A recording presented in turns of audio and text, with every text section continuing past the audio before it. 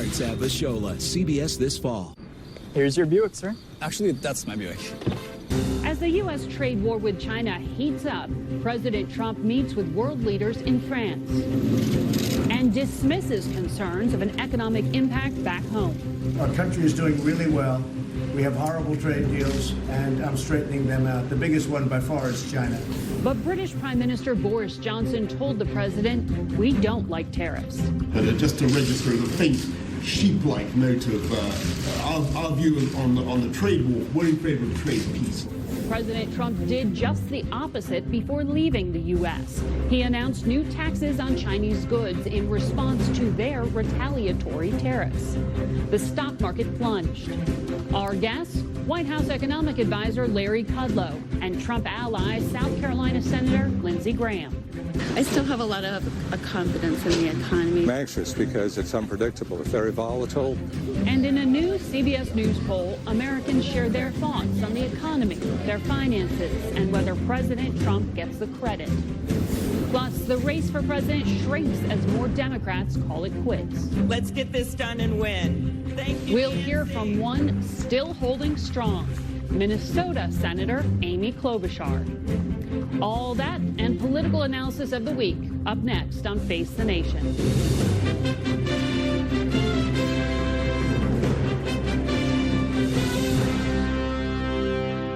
Good morning and welcome to Face the Nation. Today, we are focusing on the economy, its impact on policy and politics. Throughout our show, you will hear from voters about what it means for them. And we begin this morning with White House National Economic Council Director Larry Kudlow. He joins us from Saint-Jean-de-Luz, France. Good morning, Larry. Good morning, Margaret. Thank you. The president was asked this morning if he regretted escalating the trade war with China. Then the White House released a statement saying he meant to say he only regretted not raising tariffs further. Which is it? Are you escalating or de-escalating? No, look, actually it's neither, but he didn't quite hear the question this morning. But his thought was, if he had any second thoughts, and he said sometimes he does, he would have actually raised the tariff, not lower it. But there is no change. A 5% additional tariff on $250 billion, and then 5% additional tariff on the second tranche of $300 billion, which, as you recall, goes into place September 1st and then December 15th, because there are a lot of consumer exclusions. He's responding to the Chinese action. And I want to say, in my judgment at least, both actions were very temperate, very restrained. All right, both countries weigh in. President Trump has got to defend the American economy, which he has done. And, of course, as you know, our battle to stop unfair trading practices from China. More on that if you wish. But he's continued the drumbeat. But I want to make one last point, if I may. The negotiations between the two great countries continue. We had deputies teleconference meeting last week. Another one is coming up this week. And the principals still expect the Chinese team to come to the United States in September. So both countries seem to be protecting their turf here, but the talks and negotiations continue, and I think that's very positive. Do you expect China to retaliate to the tariffs the president put in place on Friday? I do not. I think, his was an action to respond to their action. So I doubt whether they're going to take another step. Okay. I have not heard their official response yet. We'll have to wait and see on that. Larry, in the past, you've been very clear that you think tariffs are essentially a tax on the American consumer and that it particularly hits low-income families. How do you tell Americans that this is not going to spiral in a way that hurts them? Well, look, one important point I want to make is the economic burden of these tariffs is falling most heavily on China, probably by a factor of 4 or 5 to 1. As far as any impact here, I will argue, as I have, it's a very small, minimal impact. The burden of this thing is falling way on China. And let me just add to your other question, the impact for ordinary American families. Look, consumer wages are booming. Consumer spending is booming. Actually, the best performing sectors in terms of wage increase, Margaret, blue-collar workers, middle-income, and lower-income workers, the bottom 10 percentiles doing the best.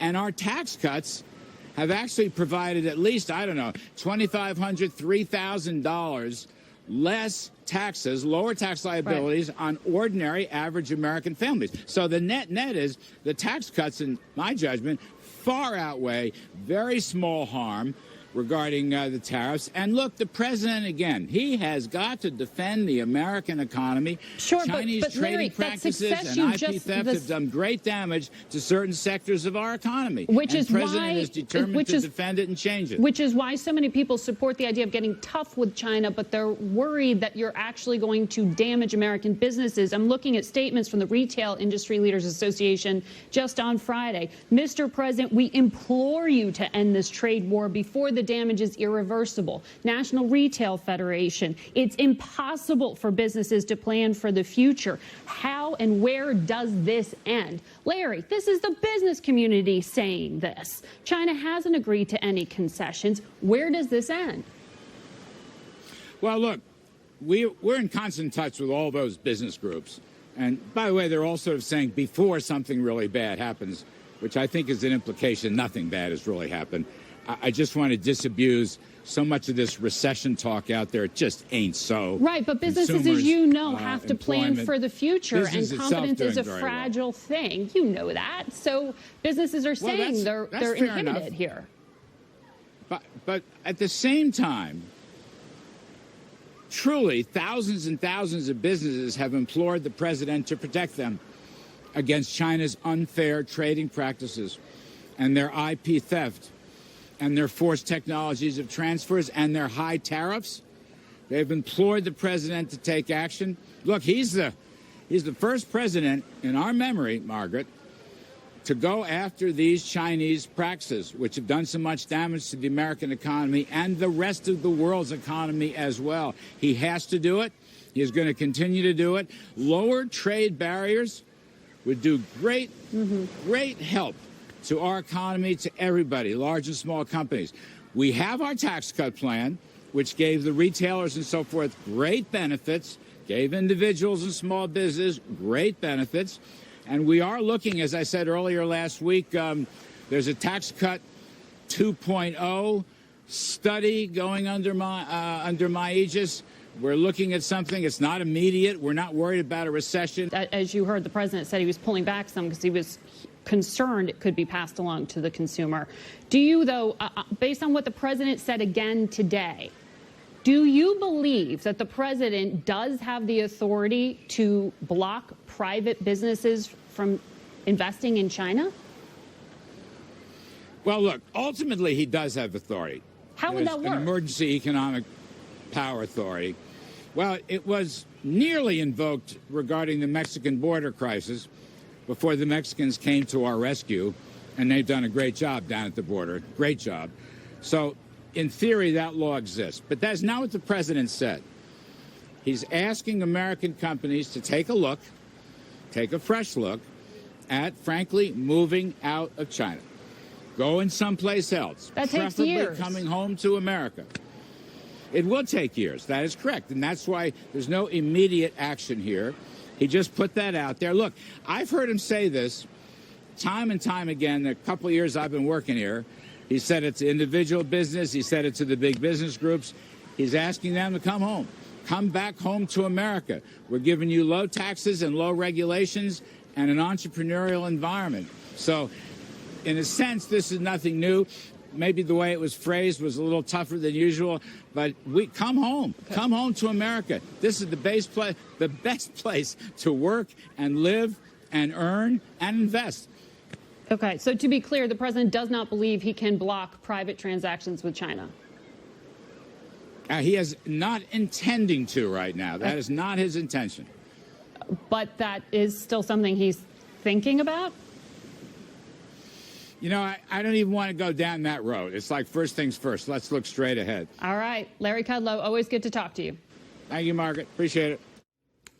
We turn now to the chairman of the Senate Judiciary Committee, South Carolina's senior Senator Lindsey Graham. Senator, good to have you here. Thank you. That was fun. Well, I want to know what you think about what Larry just described there. He said the president does have the authority to block private investment in China. You said the other day you don't think I don't know how the statute works. I think he can levy tariffs on countries that are creating a national security threat to us. Maybe he can, do something about exporting to countries that he believes are a national security danger. I don't know, but if you start getting into that, it's a global economy. The one thing I love Larry Kudlow, it's a global economy. I'm glad American companies are in China doing business because there's a lot of customers.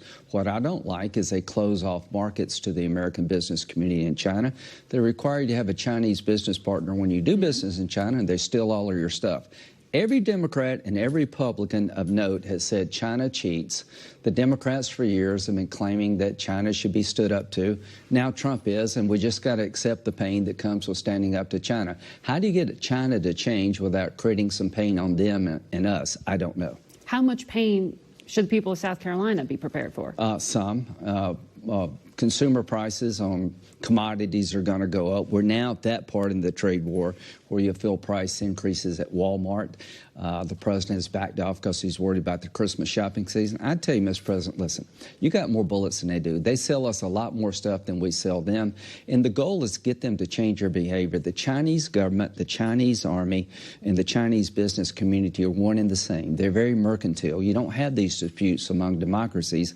But the Chinese Communist Party runs everything in China. Until they feel the pain, they're not going to stop. They need to change their intellectual property theft practices. They need to open up their markets to us. They need to become a reliable trading partner rather than a mercantile system that cheats everybody out of market share. And a lot of people, as you say, support the president in that China hasn't agreed to do those things up to this point. And they never will until they pay a heavier price. So you think possibly not until after the election in 2020? I think they're trying to wait Trump out. I think they made a calculation that our elections are right around the corner. They can play this game to 2020. If Trump keeps piling on, I don't know if they can make it that long because the supply chain is beginning to move. The more expensive it to produce products in China, the more likely you are to relocate the supply chain, which would be a death blow to the Chinese economy. That's been happening for some time. But do you, because South Carolina has so many auto plants in particular? Steel and aluminum tariffs hurt us a lot. But, the steel and aluminum business has a chance of coming back. China produced more steel in 1 year than the entire world consumed. That's an unfair trade practice. They should be in the WTO as a developed nation, not a developing nation. Everybody. I had a bill with Chuck Schumer 7 or 8 years ago to label China a currency manipulator and to put 27.5% tariff on every product that benefited from currency manipulation. Bush would never do it. Obama would never do it. Trump did it. So to my Democratic colleagues, he's doing the things you've been calling for all these years. What about the threat of tariffs in this dispute with the EU that could really impact the automakers? I think tariffs are tools. When you look at the world tariff regime, 67% of all the tariffs in the world disadvantage America. There's a higher tariff on American products in the country in which we do business with. India is the worst. I've introduced a bill that allows the American president to charge the same as the country we're doing business with charges. So like in India, they have a 100% tariff on a lot of our products. Either we increase tariffs on Indian products or we all go to zero. The goal is to go to zero. I want to ask you about a report out this week from the Congressional Budget Office. They raised the estimate of the budget deficit to now $1 trillion for 2020. Yeah. As a Republican, do you still believe deficits matter? Yeah, deficits matter, but they're driven by entitlement spending. I don't believe defense spending is the problem with the deficit. I don't believe discretionary domestic. I don't believe the tax cuts. I think the tax cuts are going to pay for themselves. I believe that. I think an infrastructure bill would probably pay for itself. You'll never get deficits in order and out of debt until you reform Medicare, Social Security, and Medicaid. I want to ask you about Afghanistan. I know you have been tracking these peace talks that the Trump administration is holding with the Taliban. There were 2 American service people killed in Afghanistan this week. More than 2,400 Americans have been killed on that battlefield over the past 18 years. Virtually every single Democrat running for president says they're going to bring the troops home. That's echoing exactly what President Trump is saying. Well, Why are all of them wrong? Well, I think they're all wrong. I think in one day we lost 3,000 Americans because we took our eye off the ball in Afghanistan. Almost 3,000 Americans died because we ignored Afghanistan. To Bernie Sanders and Elizabeth Warren, read the intelligence assessment by our intelligence committee as to what would happen to our homeland if we pulled out of Afghanistan tomorrow. Mr. President, if you don't have a counterterrorism force left behind, even if you got to deal with the Taliban, which I doubt, but you might, they don't have the capability or will to protect the American homeland. Every national security advisor to this president unanimously believes we need a robust counterterrorism force to make sure that ISIS and al-Qaeda do not regenerate in Afghanistan to hit the American homeland. Are you concerned the president's not listening to all of those I'm advisors? concerned that the president, in his desire to get out, is going to make the same mistake that President Obama did in Iraq. I don't want you to be like Bernie Sanders or Elizabeth Warren. I want you to take good, sound military advice. Mr. President, lowering the cost of this war is a noble endeavor. We've lost 14 soldiers this year. God bless them all. But they're an insurance policy against another 9/11. They act as a virtual wall against ISIS and al-Qaeda. You may get a peace deal with the Taliban, but you'll never get a peace deal with al-Qaeda and ISIS. They have an intent to strike America. They just don't have the capability yet. If we leave and outsource our national security to the Taliban, that they're going to take care of al-Qaeda and ISIS, that would be a disastrous decision. And when you're on the stage with Bernie, Elizabeth, or Biden, I wish you'd look them in the eye and say, unlike you, I'm going to listen to my commanders. Unlike you, I'm not going to expose the American homeland to another 9/11 because of politics. What is that number? The number is going to be around 8,600. To go below that, I think, would be really risky. So I'm going to introduce legislation requiring the Secretary of Defense and the Secretary of State to certify to the Congress that to go below 8,600 does not create an additional national security risk to the homeland. ISIS-K, which is the Afghan version of ISIS, and al-Qaeda is alive and well. And it's our American soldiers, our intel community, have the capability to protect the homeland. And if you got to deal with the Taliban, 80% of the people in Afghanistan reject the Taliban. I hope it's an honorable deal. Hope we don't throw the women back in the soccer stadiums to be shot and killed for sport. I think you might get the Taliban to the table, but you'll never get ISIS and al-Qaeda to the table. This is the one-year anniversary of your good friend John McCain's passing. His widow, Cindy McCain, has called for acts of civility to try to remember him. Is that possible anymore? Has the rhetoric just gotten so rough and tumble that It's a that rough is a and past tumble. age? It's a rough and tumble America, but America's always been pretty rough and tumble. John was a rough and tumble guy, but he had the ability to stop the fight and get results. What's missing is the desire to get results. I don't care what language you use. I want to produce results. What do I miss most about John McCain? That steady understanding of the world. If he were alive today, he would be saying exactly what I'm saying about Afghanistan. I know we're all tired of being over there. I know it's been costly in blood and treasure, but there is no way to leave Afghanistan, in my view, honorably and safely without having a counterterrorism force with intel capability to protect the American homeland. John McCain never sold false peace. He never sold the illusion of peace. So Cindy McCain has taken over his job for the family. Nobody was ever better taken care of in an illness than Cindy provided care to John. She's doing a great job on her own in human trafficking. And to the 4 boys and the 3 daughters, they're doing great. They miss their dad. I miss him. But my job is to carry on and to help this president where I can, and I will. Thank you very much, Senator. We'll be right back.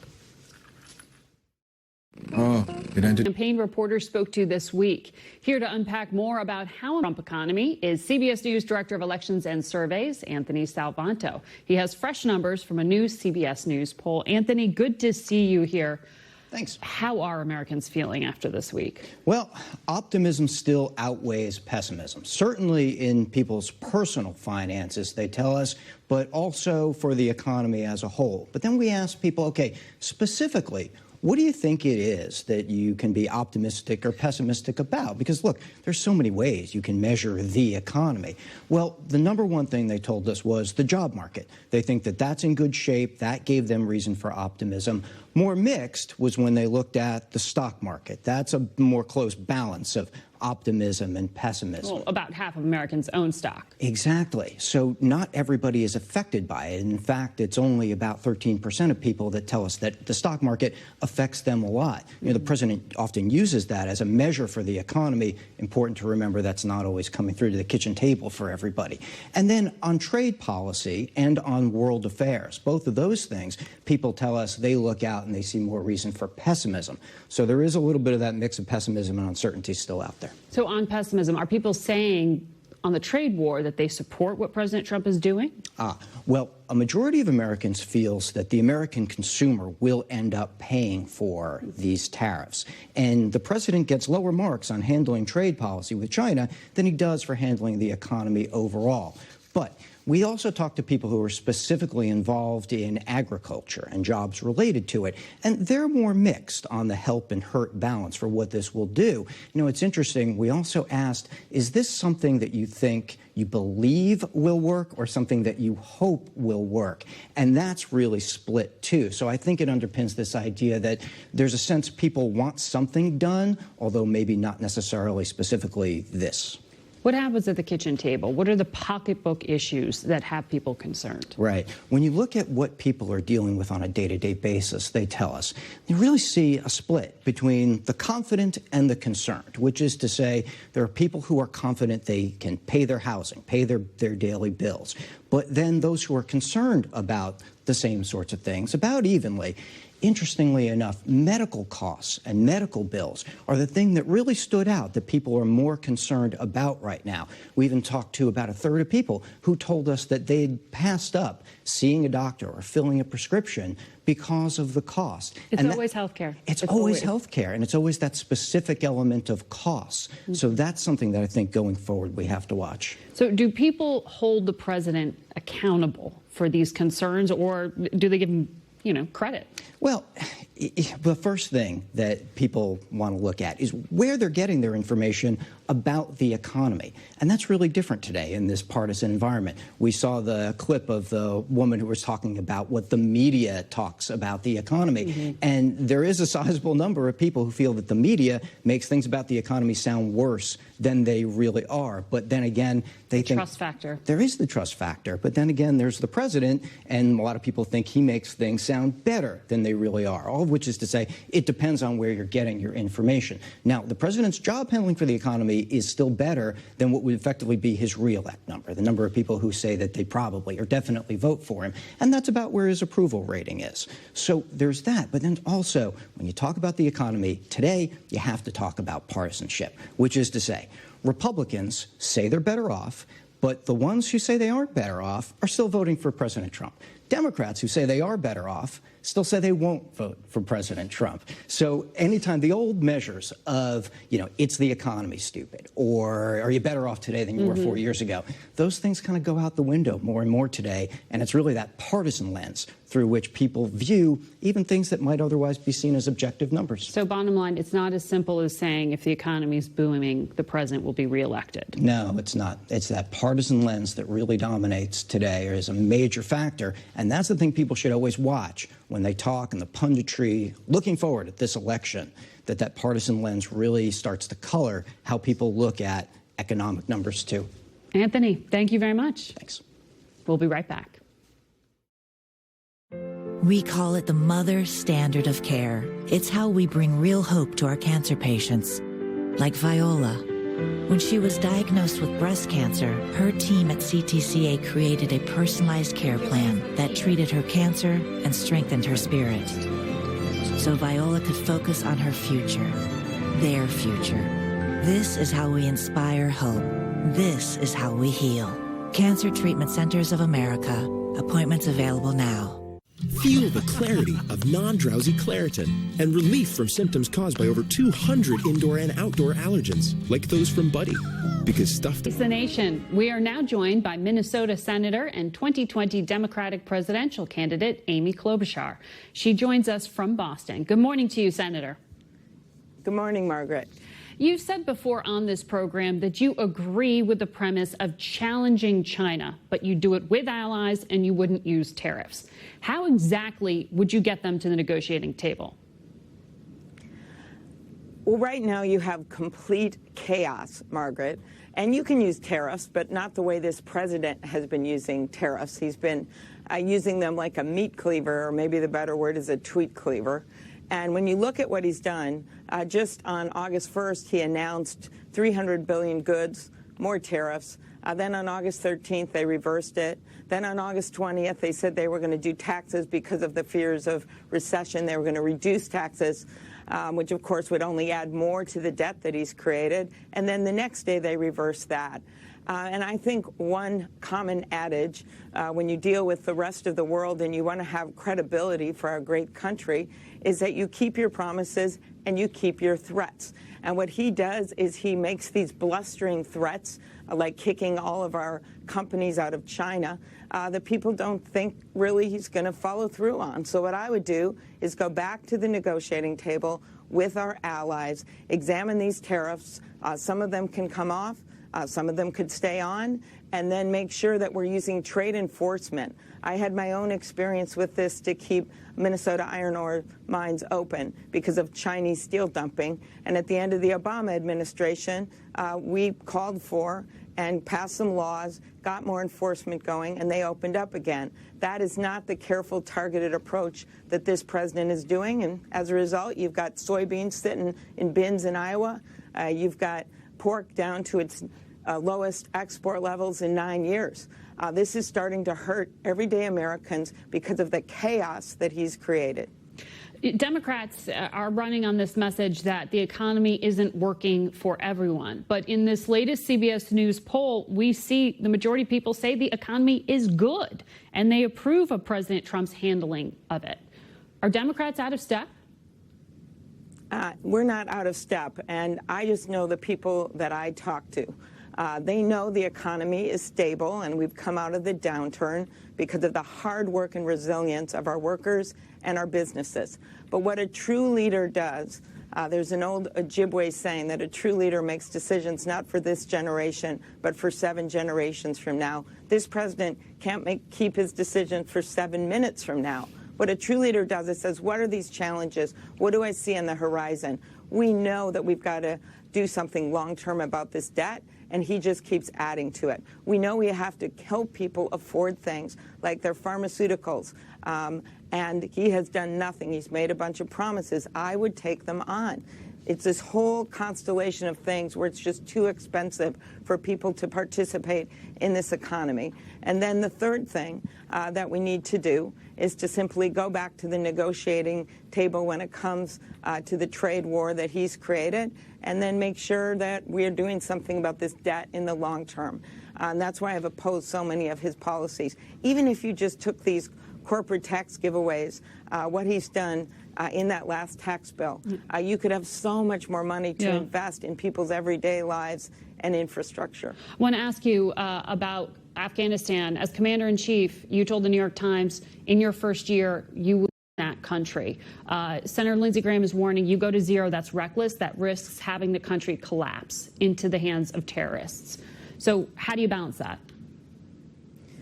I look at it this way.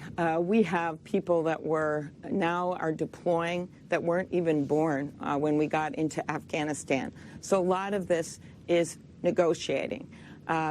This president, because of the chaos that he's created on the foreign stage, makes it so our allies don't always trust him. But that doesn't mean that you don't go back to the negotiating table and you try to negotiate. I think you've got to make sure that when you're dealing with the Taliban, that you know exactly what they're up to, what's going to happen. You want to make sure a lot of the gains we made with women in government and the democracy gains that we made in Afghanistan stay the same. But yes, I think we need to start bringing our troops home. Does any footprint need to stay?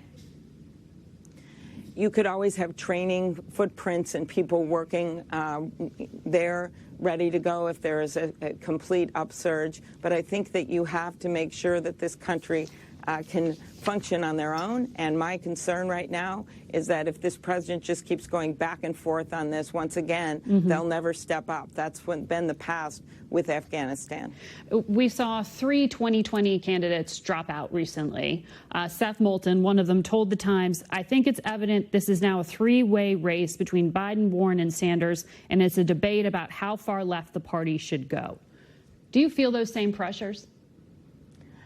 No, I don't feel them at all, because I've just made the debates for the fall. It's like making the playoffs, and it is a long haul. A number of our presidents that ended up being our presidents were in single digits at this point in the summer, and that's because I have a different kind of campaign. I am running a grassroots campaign.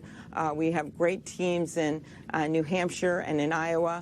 And we're gaining support and endorsements all the time. Lastly, on immigration, the White House said this week that they want to change the Flores Agreement, which would allow them to detain indefinitely migrant families, but do it holding them together.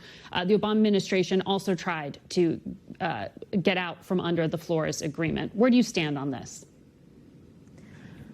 This will end up in court, and my guess is that it'll be thrown out because of the way this administration has handled immigration. But I think the bigger issue here, Margaret, is that if he really wanted to do something about this, he'd pass comprehensive immigration reform, which would be better for our economy instead of using these immigrants as pawns. Senator Klobuchar, thank you. We'll be right back with Josh Bolton of the Business Roundtable. World's largest companies. Many here in Washington also remember him as former White House Chief of Staff to George W. Bush. Welcome to the show. Thanks for having me. So you just heard the president's economic advisor, Larry Kudlow, say that the president does have the authority, though he's not using it right now, to essentially stop private investment in China. What do corporations think when they hear that? They get worried. With that, we don't need to go into the details of what authorities the president has, but he has a lot of authority through the national security statutes to disrupt trade and commerce in a way that would cause huge damage, not just to the Chinese economy, but to the global economy and the U.S. economy. So American CEOs are concerned about the escalating tit-for-tat trade war with China. And you saw some of that reflected in that sell-off that we saw in the financial markets on Friday, and some concern about what's going to be happening in the global economy. We're hearing from American companies that they're worried about investing because they just don't know what's around the corner. And the White House is saying, trust us on this. Is that enough to invest on? How do corporations plan around that? No, they can't. They can't plan around that. I mean, look, it's a difficult situation because the CEOs of the Business Roundtable have been very supportive of a lot of the objectives that the administration has been pursuing in their negotiation with the Chinese. There need to be structural reforms to get rid of intellectual property theft, to open their markets to more investment, to open their markets to more U.S. products, to stop forced technology transfer, to stop subsidies to targeted industries. And all of those things are very important to have happen. But if this trade war spirals out of control, the damage is huge. I have a lot of respect for Larry Kudlow, but he's just not reflecting the views of American business when he says this is all fine. A lot of American businesses now have their foot poised above, right on top of the brake, and they're tapping the brake periodically. What we saw on Friday with the stock market was the markets tapping the brake lightly. But if this spirals out of control, the risk is that everybody's going to slam on the brake, and that would be a disaster, not just for the Chinese, but for the United States as well. And what is that tipping point? We don't know where the tipping point is, but the current situation is sounding very risky. Here's what was most concerning about the president's tweet yesterday, which was he's clearly trying to ratchet up the pressure on the Chinese to make the kinds of accommodations we want in the trade negotiations. Business community supports that. But the president's tweet also implied that he thinks it would be either benign or maybe even helpful for the United States to decouple completely from the Chinese economy. That would be a disaster, not just for the Chinese, for the global economy, and for the United States. This is the world's second largest economy. And the world's second largest economy and the biggest market for U.S. and everybody else's products, and a gateway to the rest of Asia for U.S. exporters.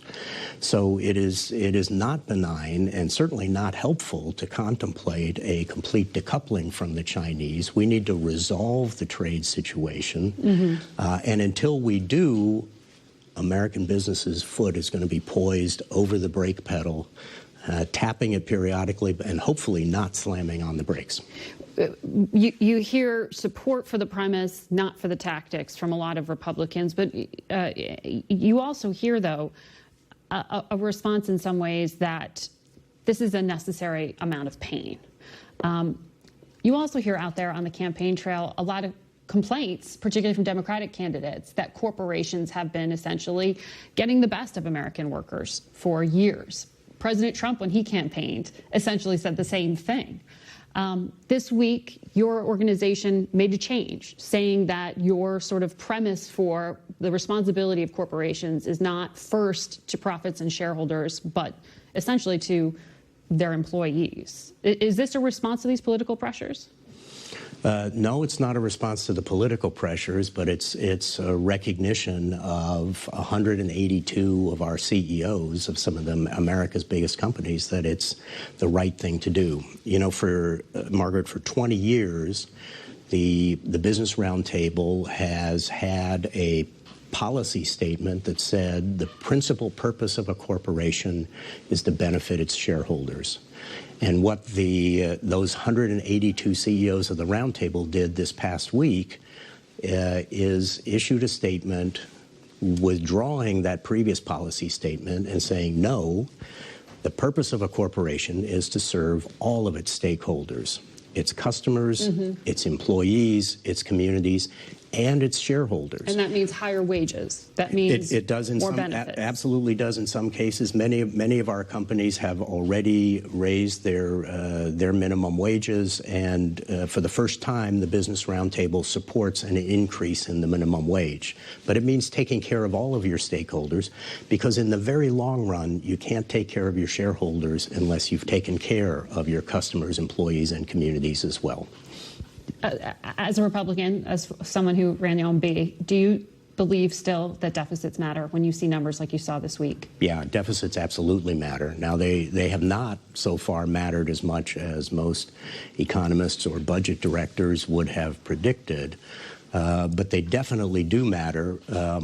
But I agree with Senator Graham when he says that the way to attack this problem is to go after the real drivers of the unsustainable costs in our budget, which is our entitlement programs. You cannot balance this budget by shrinking the economy with higher taxes, and you cannot balance the budget by focusing just on the discretionary spending, which is really a relatively small part of the problem. Josh Bolten, thanks for joining us. Thank you for having me. We'll be back in a moment.